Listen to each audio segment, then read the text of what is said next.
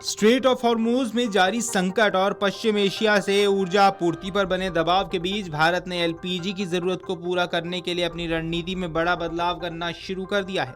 भारत अब सिर्फ खाड़ी देशों पर निर्भर रहने के बजाय एलपीजी आयात के लिए दूसरे देशों की ओर भी रुख कर रहा है। इसी रणनीति के तहत इंडियन ऑयल कॉरपोरेशन यानी आईओसी अल्जीरिया की सरकारी ऊर्जा कंपनी सोनाट्राच से एलपीजी खरीदने के लिए एक समझौते को अंतिम रूप देने की दिशा में आगे बढ़ रही है। अब माना जा रहा है ये करार 2027 से लागू हो सकता है। प्रस्तावित समझौते के तहत अल्जीरिया से हर महीने एलपीजी की एक बड़ी खेप भारत पहुंच सकती है। इससे भारत को मिडल ईस्ट से एलपीजी आयात पर अपनी निर्भरता कम करने में मदद मिलेगी और स्ट्रेट ऑफ हॉर्मुज से जुड़े किसी भी संभावित बाधा के बीच घरेलू रसोई गैस की सप्लाई को बनाए रखने का विकल्प भी मौजूद रहेगा। अब रिपोर्ट्स की माने तो इंडियन ऑयल और सोनाट्राच के बीच प्रस्तावित समझौते के तहत भारत हर महीने करीब 45,000 से 55,000 मीट्रिक टन एलपीजी खेप मंगा सकता है। ये एलपीजी बहुत बड़े गैस कैरियर यानी वेरी लार्ज गैस कैरियर्स के जरिए भारत पहुंचेगी। एलपीजी मुख्य रूप से प्रोपेन और ब्यूटेन का मिश्रण होती है और भारत में इसका सबसे बड़ा इस्तेमाल घरेलू खाना पकाने के लिए किया जाता है। इसके अलावा होटल, रेस्टोरेंट्स और कई औद्योगिक क्षेत्रों में भी एलपीजी की महत्वपूर्ण भूमिका है। अब अगर ये समझौता लागू हो जाता है तो भारत को हर महीने एक अतिरिक्त और अपेक्षाकृत स्थिर एलपीजी सप्लाई स्रोत मिल सकता है। ऊर्जा बाजार में अस्थिरता के बीच इसे भारत की सप्लाई डाइवर्सिफिकेशन स्ट्रैटेजी का हिस्सा भी माना जा रहा है। अब भारत की एलपीजी जरूरत काफी बड़ी है और देश अपनी मांग का एक महत्वपूर्ण हिस्सा आयात से ही पूरा करता है। लंबे समय तक भारत की एलपीजी आपूर्ति में मिडिल ईस्ट की बड़ी भूमिका रही। ऐसे में स्ट्रेट ऑफ हॉर्मुज में किसी भी तरह की रुकावट भारत के लिए सीधे तौर पर चुनौती बन सकती है।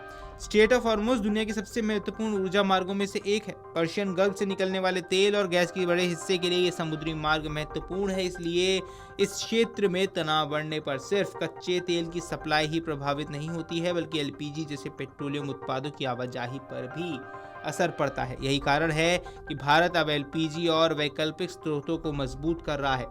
अल्जीरिया इसी रणनीति में महत्वपूर्ण विकल्प बनकर सामने आया है। अब भारत के लिए अल्जीरिया सिर्फ एक वैकल्पिक सप्लायर नहीं है, बल्कि कीमत के लिहाज से भी आकर्षक विकल्प बनता जा रहा है। र्यूटर्स की रिपोर्ट की माने तो अल्जीरिया से मिलने वाली एलपीजी की कीमत सऊदी अराम्को के कॉन्ट्रैक्ट प्राइस की तुलना में कम बताई जा रही है। अगर कम कीमत पर एलपीजी उपलब्ध होती है तो इससे इंडियन ऑयल की खरीद लागत पर सकारात्मक असर पड़ सकता है। इसके अलावा लंबे समय के समझौते से कीमत और सप्लाई में कुछ स्थिरता हासिल करने की संभावना भी रहती है। हालांकि अंतिम कीमत कई कारकों पर असर करती है, जिनमें अंतर्राष्ट्रीय एलपीजी बाजार, माल ढुलाई, बीमा, समुद्री मार्ग और वैश्विक ऊर्जा संकट जैसी परिस्थितियां शामिल हैं। इसलिए अल्जीरिया से एलपीजी सस्ती होने का फायदा सीधे तौर पर घरेलू सिलेंडर की कीमतों में कितना दिखाई देगा, ये अभी तय नहीं है। अब भारत और अल्जीरिया के बीच एलपीजी व्यापार बिल्कुल नया नहीं है। इंडियन ऑयल पहले भी सोनाट्राच के साथ टर्म डील के जरिए एलपीजी खरीदती रही है। हालांकि बाद में कंपनी ने अपनी खरीद का बड़ा हिस्सा मिडिल ईस्ट की ओर शिफ्ट कर दिया था। अब पश्चिम एशिया में ऊर्जा आपूर्ति को लेकर पैदा हुई अनिश्चितता के बीच भारत फिर अल्जीरिया की तरफ लौट रहा है। मीडिया रिपोर्ट्स की माने तो भारत ने जून 2026 में अल्जीरिया से एलपीजी आयात शुरू कर दिया था और अगस्त से करीब 1.1 लाख टन एलपीजी खेप आने की उम्मीद जताई जा रही है। इससे साफ संकेत मिलता है कि अल्जीरिया को भारत की एलपीजी सप्लाई चेन में फिर से महत्वपूर्ण स्थान मिल सकता है। अब भारत सिर्फ अल्जीरिया पर निर्भर रहने की तैयारी नहीं कर रहा है, बल्कि एलपीजी की आपूर्ति को और सुरक्षित बनाने के लिए अमेरिका से भी ज्यादा एलपीजी खरीदने की योजना बनाई जा रही है। अब सूत्रों की माने तो भारत 2027 में अपने एलपीजी आयात का करीब 25% हिस्सा अमेरिका से खरीदने का लक्ष्य रख सकता है। इसके लिए इंडियन ऑयल, हिंदुस्तान पेट्रोलियम और भारत पेट्रोलियम मिलकर अमेरिकी एलपीजी की खरीद के लिए जॉइंट टेंडर भी जारी कर सकते हैं। इसका मतलब कि भारत अपनी एलपीजी खरीद को एक ही क्षेत्र तक सीमित रखने के बजाय अलग अलग देशों में बांटने की कोशिश कर रहा है। अल्जीरिया, अमेरिका और अन्य संभावित सप्लायर्स से एलपीजी खरीद बढ़ने पर मिडिल ईस्ट पर निर्भरता कम की जा सकती है और यही वजह है कि मौजूदा ऊर्जा संकट को भारत अपनी सप्लाई चेन को ज़्यादा डाइवर्सिफाइड बनाने के अवसर के रूप में भी देख रहा है।